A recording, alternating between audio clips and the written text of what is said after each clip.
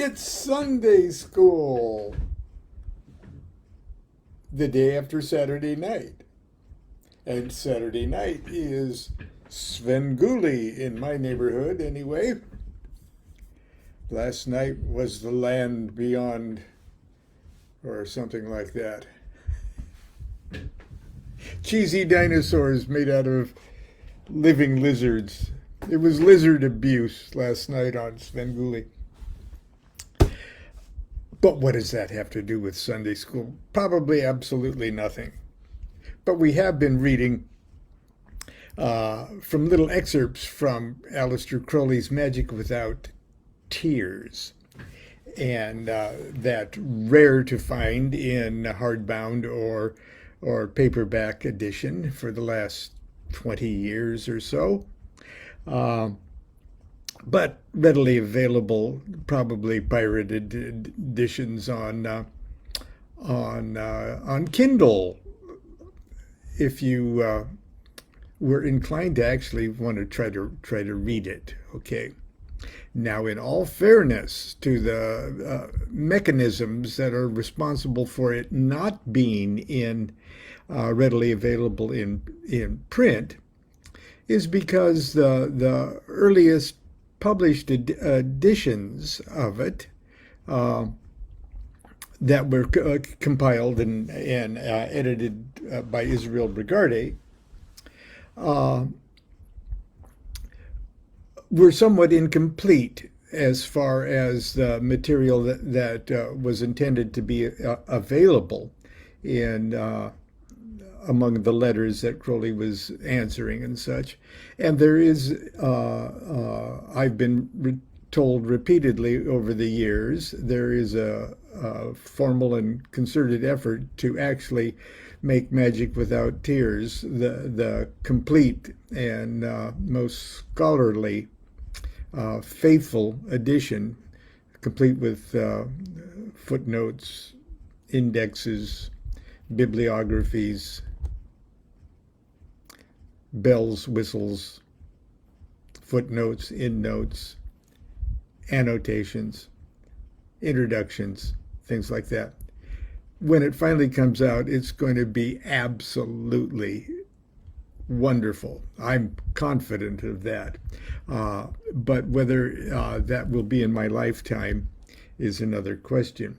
So in the meantime, it'd be nice for you to at least be able to get a gist of what Magic Without Tears was about, and so I'm not hesitant to say, well, try to get it on your Kindle, and with the caveat of knowing that it's probably not the most complete and scholarly format for it, but it's the one that Israel Bregarde was happy with being a part of many years ago. Anyway, I thought we'd talk about chapter 41 here. See what Kindle does, which is, are we the reincarnations of ancient Egyptians? Now, I don't know how you feel about incarnation, incarnation or reincarnation. For some people, it's a matter of belief. Do I believe in reincarnation? And when you put the question that way, it's impossible for me to answer, because I have a kind of a weird, twisted point of view that incarnations as we think of them are sequential events taking place in space-time as we currently know it, with our laughably inadequate powers of perception. But by the same token, the resulting phenomena of consciousness that makes the idea of sequential incarnations a viable speculation has a certain reality and unmistakable and undeniable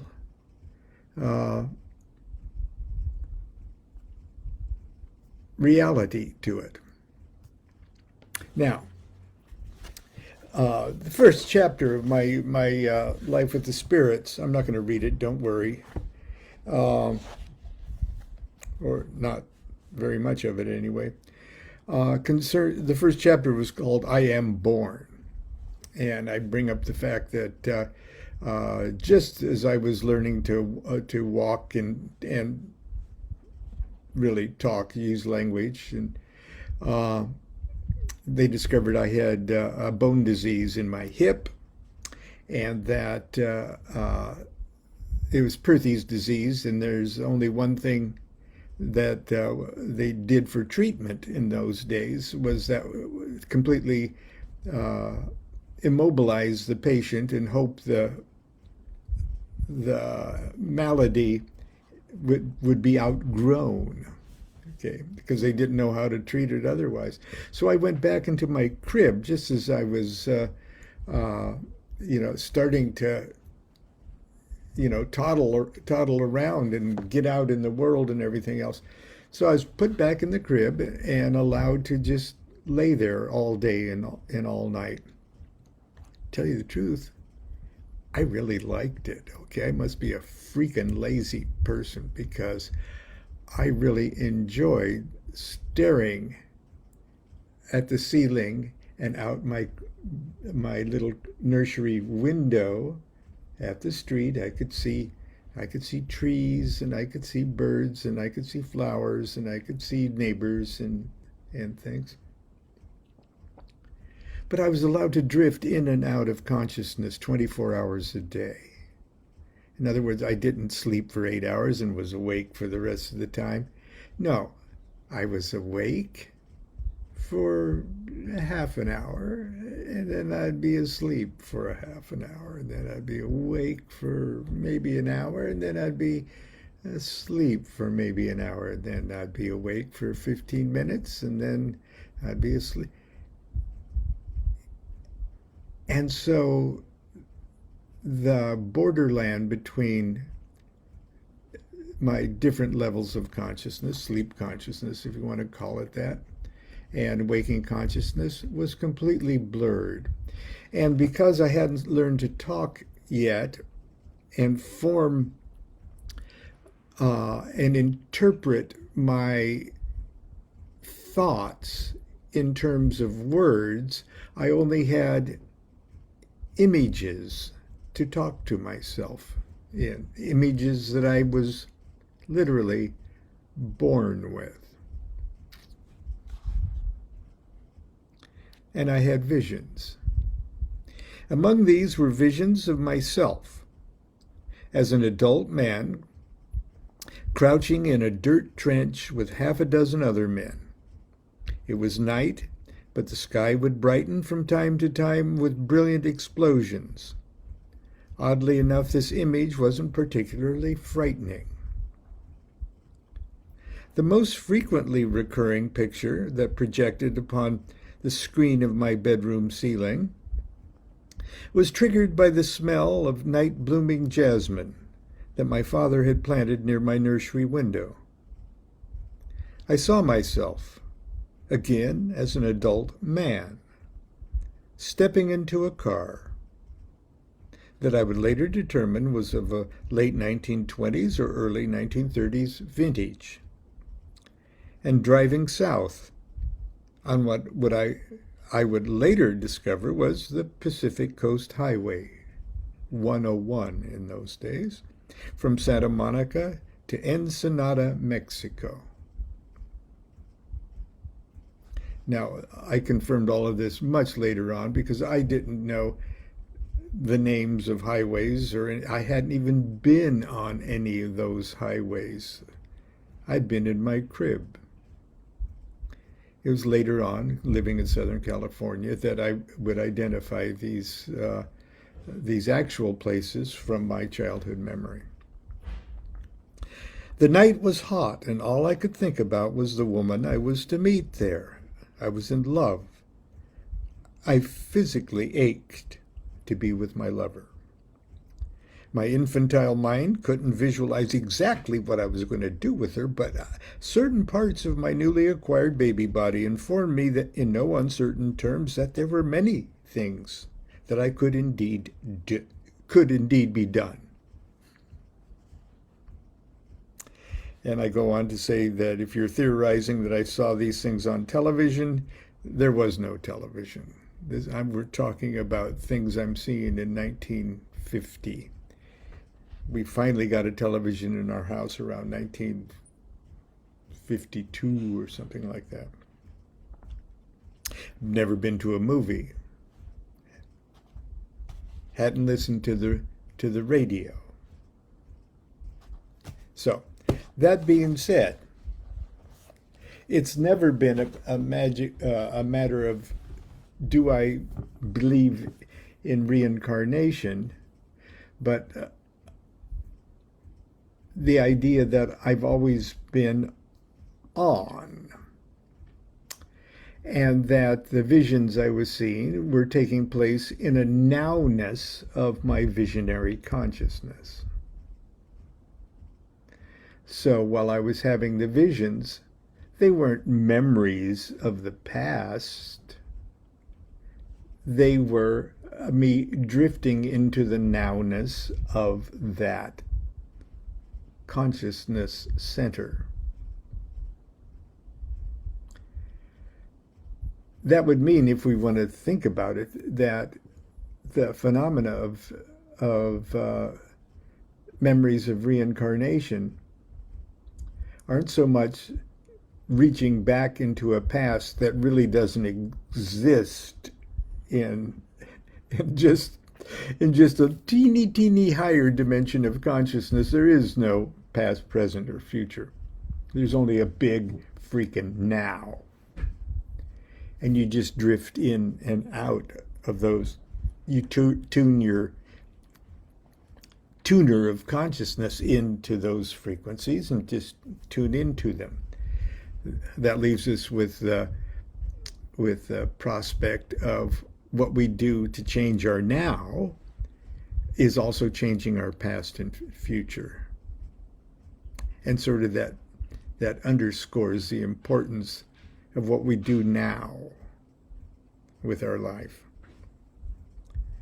And as I said in the song, you'll never be happier than you can make yourself right now. Okay. But I digress. Here's what Crowley had to say to a woman disciple that had written him a question. Are we the reincarnations of ancient magicians? Now, she had written him earlier. Obviously, we can take from this that she also asked him about dreams in an earlier letter. So he's going to kind of talk about both of those things here. But if you've got your magic without tears, this is chapter 41. Are we the reincarnations of the ancient Egyptians? And this is Sunday School. Kara Soror. Do what thou wilt shall be the whole of the law. That accursed conscience of mine has been pricking me ever since I dashed off that rather curt and offhand letter card in answer to yours of the 18th.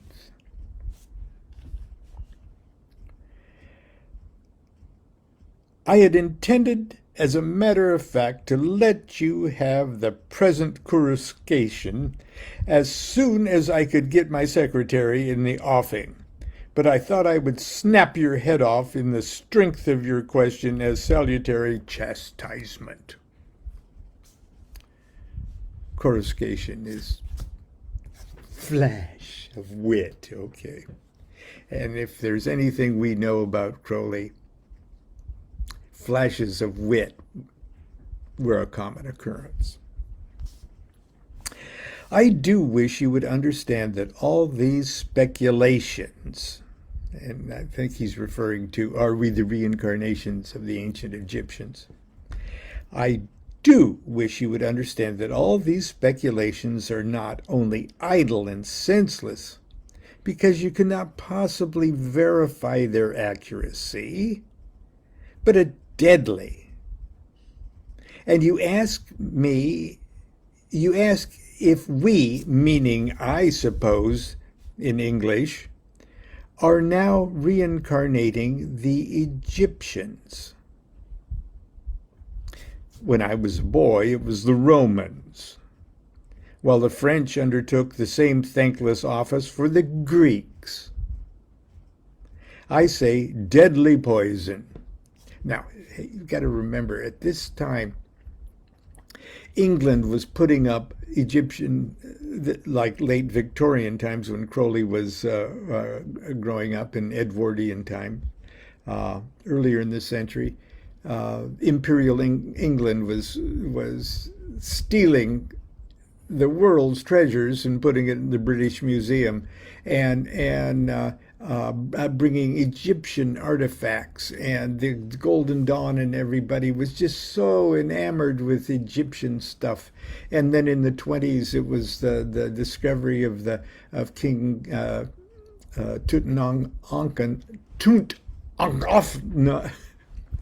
King Tut's tomb, and everybody was movie stars were wearing Egyptian negligees like the sequets, little, and they were going gaga over Egypt. And England was starting to identify her imperialism with the greatness of imperial Egypt. So that's what I digress. If you ask if we, meaning, I suppose, the English, are now reincarnating the Egyptians, okay.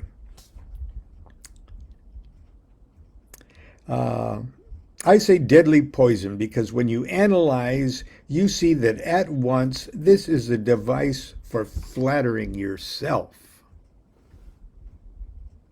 You have a great reverence for the people who produced Luxor and the pyramids, and it makes you feel nice and comfortable inside if you think that you were running around in those days as Ramses II or a high priest in Thebes or something equally congenial. You may say that I am myself the chief of sinners in this respect because of Onkof Nakonsu. Crowley considered himself the reincarnation of Onkof Nakonsu, the guy on the stele, the priest on the stele of revealing. But this was not my doing. It was imposed upon me by the Book of the Law, and I do not feel particularly flattered or comforted by this identification. The only interest to me is the remarkable manner in which this is interwoven with the existence of the Cairo working. And that's when the Book of the Law was dictated a few weeks after the supreme invocation of Horus. Your second and third questions are still worse. I should be ashamed of myself if I were to do I'd be ashamed of myself if I were to do so much as to refer to them. That must serve for that. But your fourth question, I did answer after a fashion. And I think the fourth question was on dreams here. It has, however, struck me that I might have given you a more detailed instruction with advantage. When I was up in the Mindun Kong in Burma, I started an investigation of my dreams, and the only way to catch them was to write down as much as I could remember on waking, instantly. The result of doing this was rather surprising. To begin with, I discovered, especially as the practice progressed, that I was having many more dreams than I had previously supposed. This might have come about in either of two ways. One, the practice might have actually increased my tendency to dream. And two, the habit of observation may have brought dreams to the surface which would otherwise have gone unremarked.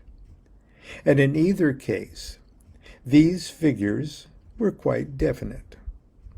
I found almost at once, that is to say, after about a month, that practically every dream I could remember could be quite clearly ascribed to one of two causes. A, the events of the previous day or days, or the subjects which had interested me and excited me during that period.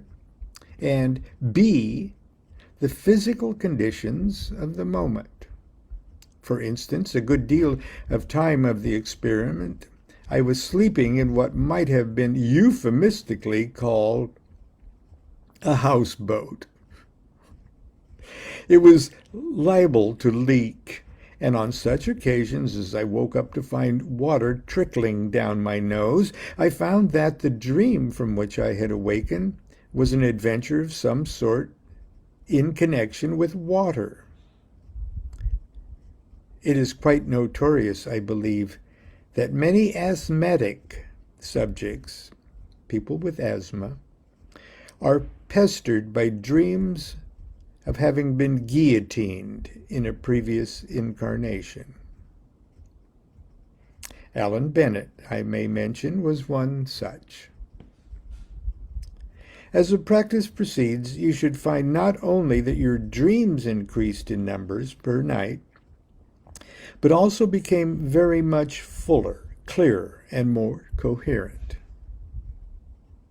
I assume that the reason is the fact of your paying attention to them brings them to the surface.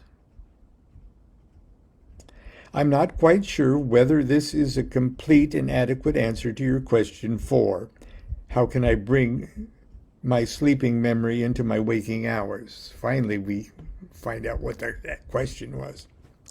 I have studied, and my secretary has studied, and we make no head of tails of your remark about brain exercises with sketch. Must have been a technique popular in those days. Well, I must hope for the best and leave you with my blessing. Love is the law, love under will. Yours fraternally, 666. Well, that's his comment. We didn't...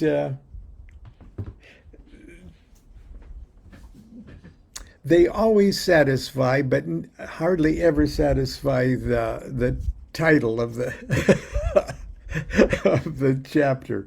Anyway, I put a great deal of time and energy in devising a reincarnation workshop, using a technique that over the years developed from our continual Enochian magic workings. And it was, it finally became clear that the level of consciousness that's induced through the use of the first two Enochian calls, which activate the first column of letters on the Enochian tablet of union, that's the master tablet, creates or fashions a super angel, if you will. Ex harp hakama nanta batum, that's air, water, uh, earth, fire in order. Uh, and in sort of classical Kabbalistic magic, those would be the archangels of the quarters, the archangel of air, fire, water, Raphael, Gabriel, Michael, and Uriel. Now, if you can imagine the universal powers, forces, and energies that those those four huge archangels represent. I mean, Uriel, say the archangel of Earth, would actually be in charge of the law of gravity. Okay, and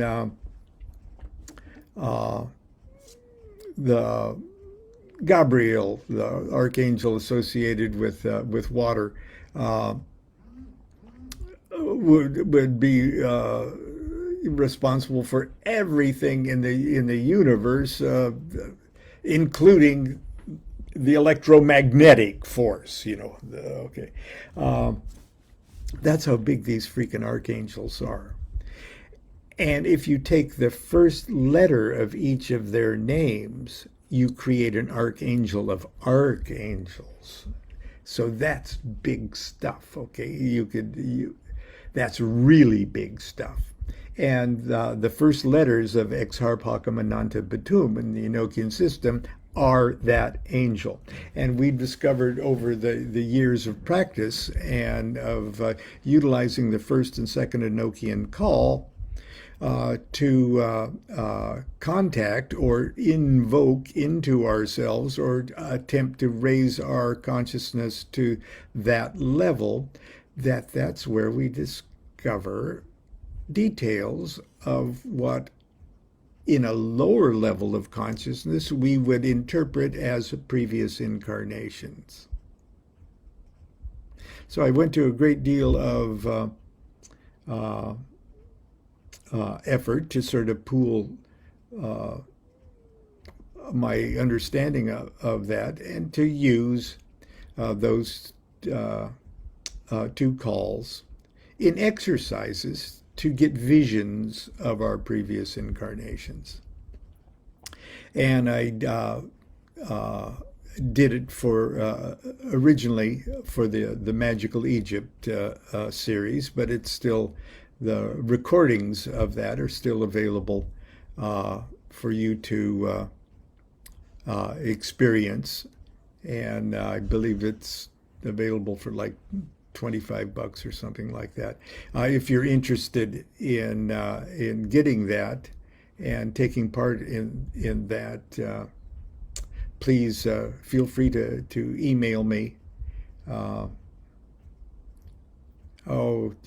My email is just lonmilo@gmail. If you abuse that privilege, I'll just block you. But you can just email me at lonmilo@gmail.com, and I'll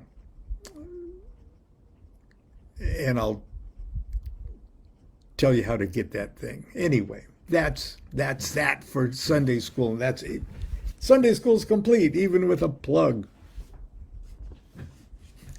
Anyway, continue to be good to yourself. And be good to each other. Do what thou wilt shall be the whole of the law. Love is the law. Love under will.